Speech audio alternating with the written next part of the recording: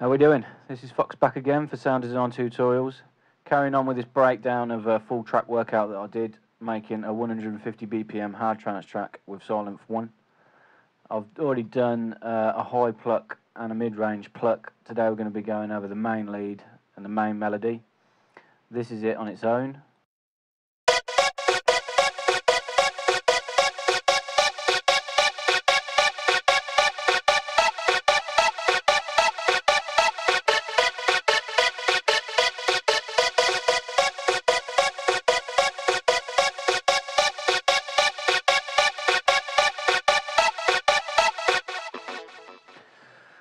Nice patch this one, 2 layers this time, not just the one that I've done everything else with. We're using both part A and part B, they're both totally different from each other.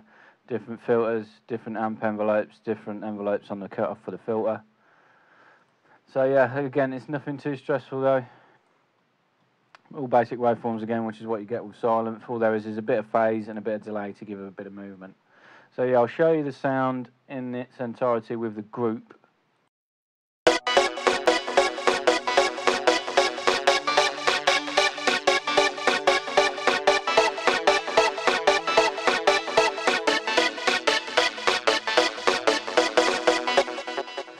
It's a fair bit higher than the other sounds in the group, even the plucks.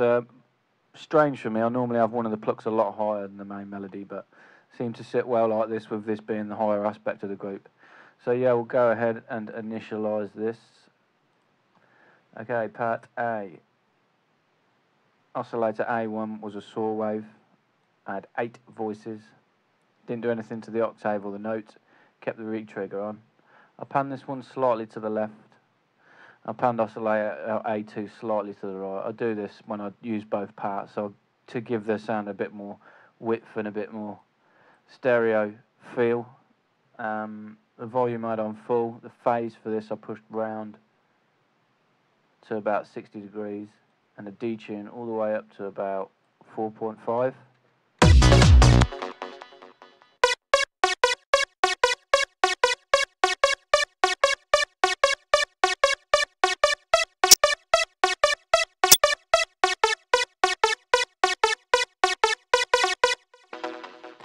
Still sounds quite wide just with one oscillator, so that 8 voices and a little bit of detuning that does that.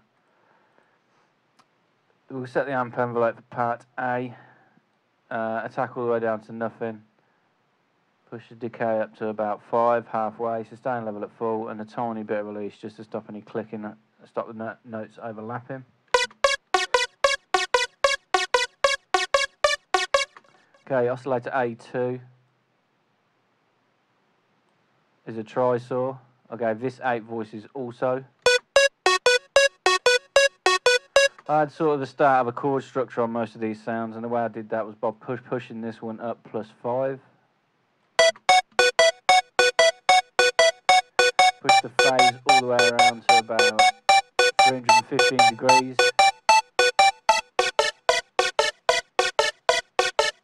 Detune at about 5. As I say, we pan this one to the right slightly.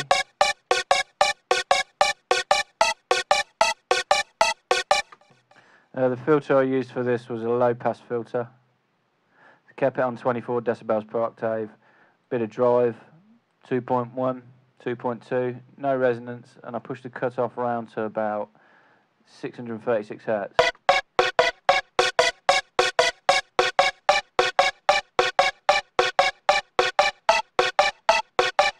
Probably about 8,500 Hz. Just taming the very, very high aspects. On the main filter, I'll click the warm drive on, tiny bit of resonance, keep the cutoff where it is as standard.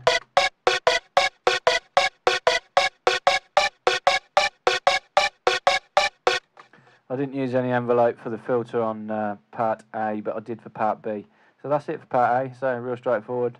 Normal ADSR envelope. We're going to go to part B now. This envelope's totally different. I say attack all the way down, decay all the way down, sustain on maximum. Just a tiny little bit of release. The wave I chose for this was another saw wave, 8 voices again. I panned this one to the left even more than I did the part A, this one to about -5.5. I detuned it to about 3.14. I'll solo this part actually so you can hear what we're doing just to this part.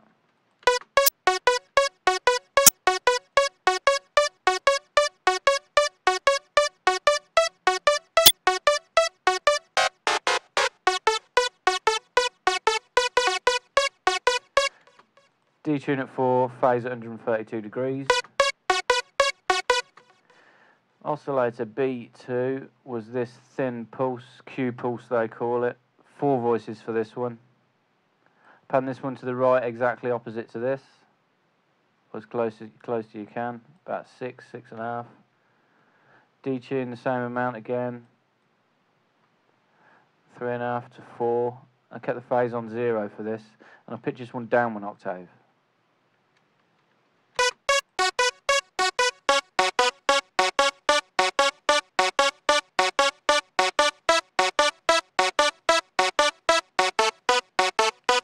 I used a high pass filter for this sound, controlled with an envelope, so we'll set the high pass filter up first.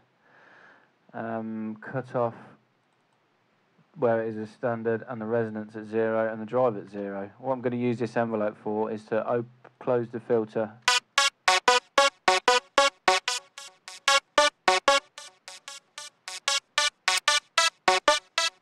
I'm going to use it to close the filter, but because it's a high pass filter, it's in effect opening it all the way up so that you get all the aspects quite quickly as well, the envelope. So I'm going to set this to cut off B. I'm going to put it negative the amount that I want the envelope to do it. So about -4, between 4 and 5. Keep the decay on 0, push the sustain up to about 7, and then just dial in the attack amount that you want.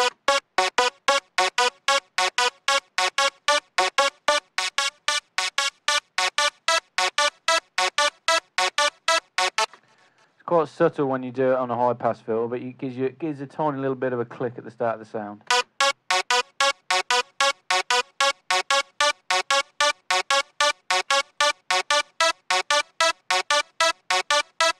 I've got a bit of compression on the master channel.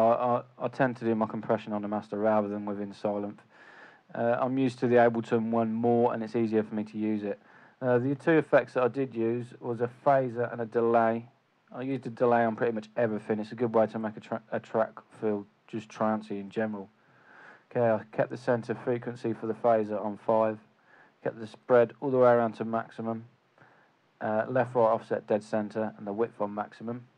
LFO rate always have quite slow, 8/1, just a real slow pulsing through it, and the LFO gain just below a quarter, about 1.5. Boost the feedback to about 45%. Pull the dry wet right back to about 16%. We don't want it to take over the sound, we just want it to be flowing through it gently.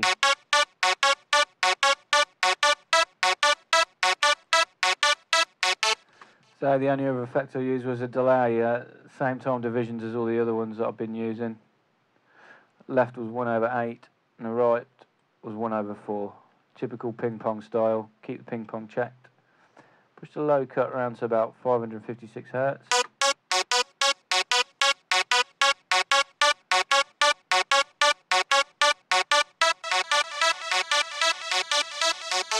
Feedback about 40%.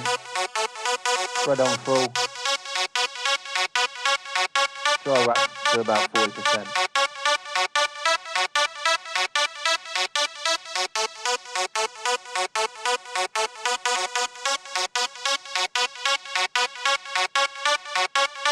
Phase is a really neat effect having it on such a slow amount. It just adds a lovely bit of constant movement as the track progresses.